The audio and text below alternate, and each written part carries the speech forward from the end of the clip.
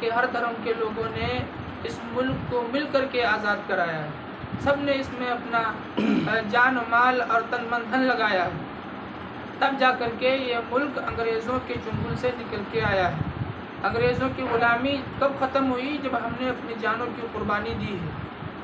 اپنے اس ملک کے لوگوں نے اس دیش کے لیے، اس ملک کے لیے قربانی دی ہے، خون بہایا ہے، مال اور جانوں کی قربانی دی ہے. ماؤں نے اپنے بیٹوں کو میدان جنگ میں قربان ہونے کے لیے بھیج دیا ہے. تو یہ ملک کسی ایک قوم کا، کسی ایک نظریہ رکھنے والے لوگوں کا نہیں ہے. یہ ملک تمام لوگوں کا ہے. لیکن آج کچھ شرپسند طاقتیں مسلمانوں کو دوسرے درجے کا شہری ثابت کرنا چاہتی ہیں، مسلمانوں کے حقوق کو ختم کرنا چاہتی ہیں، مسلمانوں کی آزادی کو چھیننا چاہتی ہیں. ان مسلمانوں کی آزادی کو ختم کرنا چاہتی ہیں، چھیننا چاہتی ہیں جن مسلمانوں نے اس ملک کے لیے اپنی گردنیں کٹائیں. نہ جانے کتنے علماء کرام کو پھانسی کے تختے پر لٹکا دیا گیا، نہ جانے کتنے لوگوں کی گردنوں کو اڑا دیا گیا، نہ جانے کتنے لوگوں کو تہہ تیغ کر دیا گیا. لیکن کچھ شرپسند طاقتیں مسلمانوں کی ان قربانیوں کو فراموش کر کے ان کو دوسرے درجے کا شہری ثابت کرنا چاہتے ہیں. ان کو خیال رہنا چاہیے، ان کو دھیان رہنا چاہیے کہ ہم انہی کی اولاد ہیں جنہوں نے اس ملک کے لیے قربانیاں پیش کی ہیں، جنہوں نے اس ملک کے لیے خون کا ایک ایک قطرہ بہا دیا ہے. ہم اسی قوم کے اولاد ہیں. اگر آج بھی ہم کو کوئی غلام بنانے کی ناپاک سازش کرتا ہے تو آج بھی ہم اپنی جان دینے کے لیے اور اپنا تن من دھن نچھاور کرنے کے لیے تیار ہیں. آج بھی تیار. جب ہندوستان کو خون کی ضرورت پیش آئی ہے، جب ہندوستان نے قربانی مانگی ہے، جب ہندوستان کو قربانی کی ضرورت ہوئی ہے تو مسلمانوں نے سب سے پہلے حصہ لیا ہے. اور اب ہم سے یہ کہتے ہیں کہ تمہارا ملک میں حصہ نہیں ہے، یہ ملک ہمارا ہے. میرے عزیزو، جب گلستان کو خون کی ضرورت پڑی سب سے پہلے ہی گردن ہماری کٹی.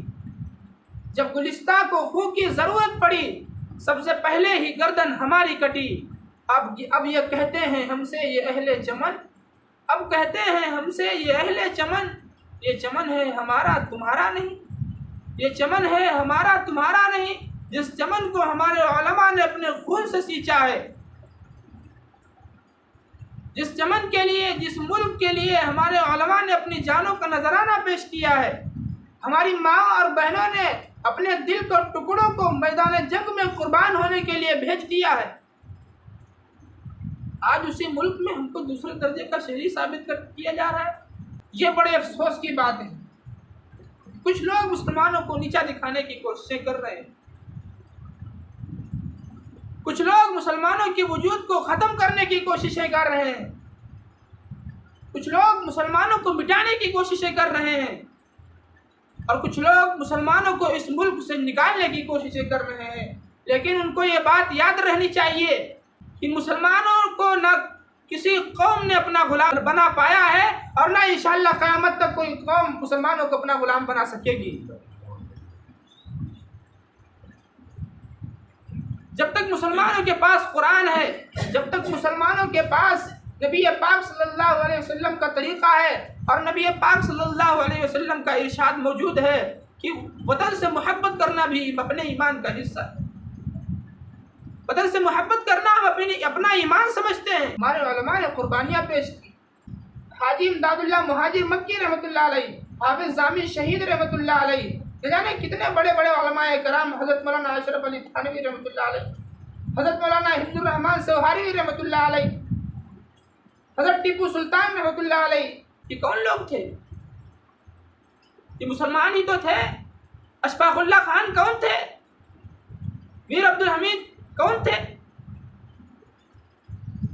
جنہوں نے اس ملک کے لیے قربانیاں پیش کی مسلمان ہی تو تھے،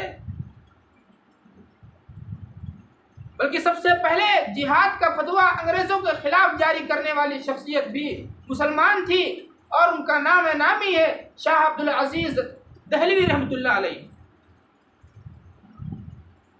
جب انہوں نے انگریزوں کے خلاف فتویٰ جاری کیا تو انگریزوں نے نہ جانے کتنے علماء کرام کو پھانسی کے پھندے پہ لٹکا دیا، صرف اس بنیاد پہ کہ تم اپنے اس فتوے کو واپس لے لو۔ تو علماء نے کہا کہ ہم اس فتوے کو واپس نہیں لے سکتے، تم چاہے ہم کو زندہ جلا دو اور چاہے پھانسیوں کے تختوں پہ لٹکا دو۔ چنانچہ ایک ایک دن میں ہزاروں لاکھوں علماء کرام کو پھانسی کے تختے پہ لٹکا دیا جاتا تھا۔ ہمارے بزرگوں کا خون اس مٹی میں شامل ہے، اگر ہمیں اس ملک میں رہنے کا اختیار ہم سے اگر چھیننے کی کوشش کی جائے گی تو آج بھی ہم اپنی جان قربان کرنے کے لیے تیار ہیں۔ آج بھی ہم ان انگریزوں کی سوچ رکھنے والے لوگوں سے، انگریز ذہنیت رکھنے والے لوگوں سے مقابلہ کرنے کے لیے تیار ہیں۔